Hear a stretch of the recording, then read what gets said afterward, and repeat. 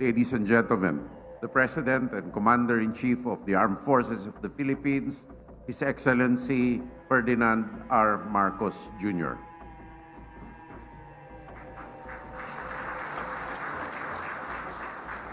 Thank you to our National Defense Secretary, Gilbert Teodoro, for your kind introduction. Please be seated. The Special Assistant to the President, Secretary Anton Lagdameo, the National Security Council Secretary Ed Año, and honorable members of the Cabinet that are here present, Chief of Staff, Armed Forces of the Philippines, General Romeo Browner, the Major Service Commanders, Commanding General of the Philippine Army, Lieutenant General Roy Galido, the officers and enlisted men and women of the Philippine Army, my fellow workers in government, distinguished guests, ladies and gentlemen, good morning. At the outset, let me congratulate the Philippine Army on its founding anniversary. For 128 years, the Philippine Army has stood as a pillar of strength and of stability. In its more than a century-long history, the institution has defended our nation, our Constitution, and ensured the safety of our people. Through every trial, whether in combat, in crisis, or in calamity, the Army has remained faithful to its duty. From strengthening our operations to enhancing our ability to detect, respond to, and recover from threats, it has played a vital role in fortifying our nation's security.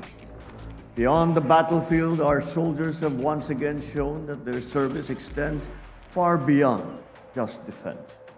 Whether responding to natural calamities or assisting communities affected by the recent volcanic activities, such as what happens in Taal and the Canlaon volcanoes, they were our first responders. They have proven themselves to be ready, reliable, and resolute in the sworn oath to their duty to our people. If excellence is to be measured, let the records speak for itself. A perfect score in policy and facility assessment during the General Security of Military Information Agreement evaluation. Clear proof of the adherence to international standards, readiness to surpass any obstacle, and the determination to guard our nation's future. This is not a small feat. Ours is a world that continues to evolve. Threats have grown increasingly more complex, and the battleground is no longer contained in land. It now extends into cyberspace and beyond. The challenges demand greater adaptability, greater discipline, and further commitment to the nation's security and progress. And yet, through all this, the Philippine Army has never wavered. Sa panahon ngayon, hindi sapat ang tapang at husay ng isang sundalo. Kinakailangan na ang panindigan hindi natitinag sa harap ng pagsubok, ang prinsipyong hindi nababaluktot ng takot o pangamba, at ang pusong laging handa maglingkod ng tapat at walang hinihintay na kapalit. Sa anumang institusyon, hindi sapat ang ranggo o kapangyarihan. Ang tunay na sukatan ay ang kahandaang isantabi ang sariling interes para mas mataas na layunin. Pagamat iba-iba tayo ng papel na ginagampanan, dapat mangibabaw ang ating adhikaing bumuo ng mas nagkakaisa, mas makatarungan at tunay na mapayapang bansa. As we mark the 128th founding anniversary, we are again reminded why we choose to serve. We do it not for ourselves, but also for the countless generations that will come after us.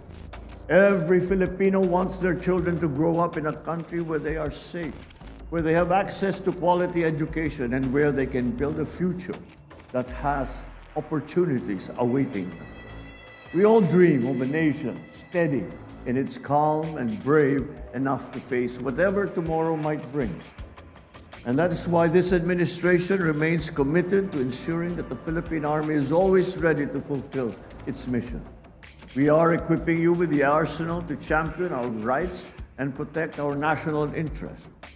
For one, we recently conducted the second iteration of the Combined Arms Training Exercise, or CATEX-Katihan, with 6,000 troops testing their skills in very complex operations. These exercises are crucial in sharpening our combat readiness and strengthening our ability to respond effectively to any threat. We are also reinforcing our welfare programs for our troops because those who dedicate their lives to serve the country must be supported. These programs include the mandatory annual physical examination, reimbursement of hospital expenses, and the mobile support for wounded in action personnel. We have also streamlined the processes to ensure that these benefits reach our people faster.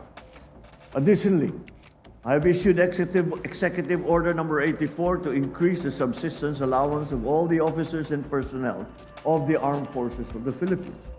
Hinahangad po nating makakatulong ito sa pagpapabuti at pangangalaga ng kapakanan ng ating mga sundalo at ang kanilang mga pamilya. Isang dekada na po ang nakalipas mula nung huling tumaas ang kanilang allowance. Kaya't sinisikap po natin na makagawa kaagad ng makabuluhang programa kagaya nito.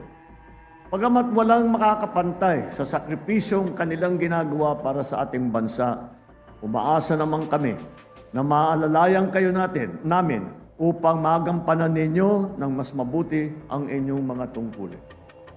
Kagaya ng pagsusulong ninyo ng karapatan, ng sambayanan at ng kapayapaan ng ating pamayanan, handa po kaming maging sandigan ninyo, lalo na sa oras ng pangangailangan. These efforts are part of a broader vision, a nation where Filipinos no longer need to worry about their safety, where they can build a more dignified lives for themselves and for their families. When peace and order are in place, we can pursue knowledge, we can work towards prosperity, and we can contribute to our country's progress. To achieve this, the government must lead by example. We strive for a government that listens, that acts and serves with integrity. That is the only way to rise above adversities and move forward as a people.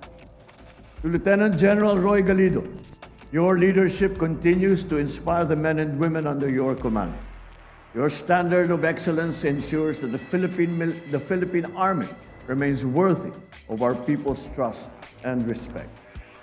To all the soldiers with us today, thank you for your service.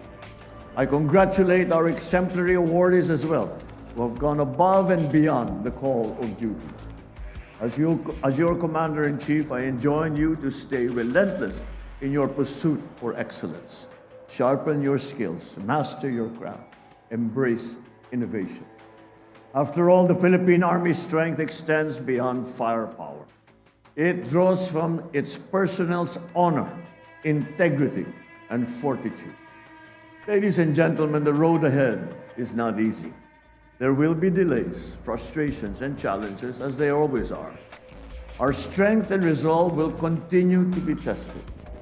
But I have no doubt the Philippine Army will stand the test, will stand firm, as it always has in the past 128 years.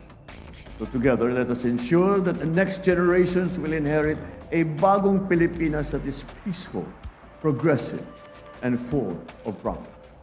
Maraming salamat. Mabuhay ang hukbong katihan ng Pilipinas.